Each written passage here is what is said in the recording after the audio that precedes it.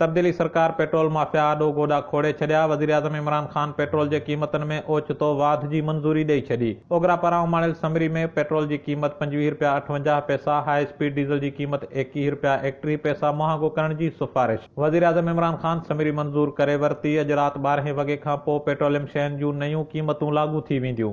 मुल्क में पेट्रोल जे क़ीमतनि में लाथ बाद पेट्रोल माफिया पारां सॼे मुल्क में पेट्रोल जी हथरादू खोट पैदा करण वारे हिकमत अमली सबबि न रुगो अवाम खे परेशानी जो मुंहुं ॾिसणो पियो, पर वफ़ाक़ी हुकूमत पिण पेट्रोल माफिया आॾो पंहिंजी रिट बरक़रार रखी न सघियो। मुल्क में लाॻीतो पेट्रोल जी हथरादू खोट बाद तब्दीली सरकार पेट्रोल माफिया आॾो गोॾा खोड़ींदे अवाम मथां पेट्रोल बम किराइण जो फ़ैसिलो करे वरितो आहे। ओगरा पारां उमाणियल समरी मूजिबि पेट्रोल जी क़ीमत में ₹25.58, हाई स्पीड डीज़ल जी क़ीमत में ₹21.31, लाइट डीज़ल जी क़ीमत में ₹17.84, जड॒हिं गासलेट जी क़ीमत में ₹23.50 फ़ी लीटर इज़ाफ़े जी सिफ़ारिश कई वई आहे। ज़रियनि मूजिबि वज़ीर आज़म इमरान ख़ान ओगरा पारां उमाणियल समरी मंज़ूर करे वरिती आहे ऐं अॼु राति 12 वॻे खां पोइ पेट्रोल जी नई क़ीमत ₹100.10, डीज़ल ₹101.46, जड॒हिं गासलेट ₹59.06 फ़ी लीटर हूंदो। यादि रहे त आम तौर ते हर महीने जी पहिरीं तारीख़ ते पेट्रोलियम शयुनि जे क़ीमतनि में तब्दीली कई वेंदी आहे, पर हिन भेरे मुल्क में पेट्रोल माफिया जी हिक हटी सबबि हुकूमत पहिरीं तारीख़ खां अॻु में ई पेट्रोल जे क़ीमतनि में होश उॾाईंदड़ इज़ाफ़ो करे अवाम मथां पेट्रोल बम किराए छॾियो आहे।